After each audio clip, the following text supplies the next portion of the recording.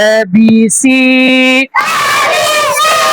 ভবিষ্যতে আলেম হব নিয়ত করেছি। এ বি সি ভবিষ্যতে আলেম হব নিয়ত করেছি।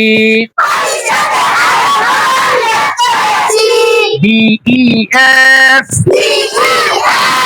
D E F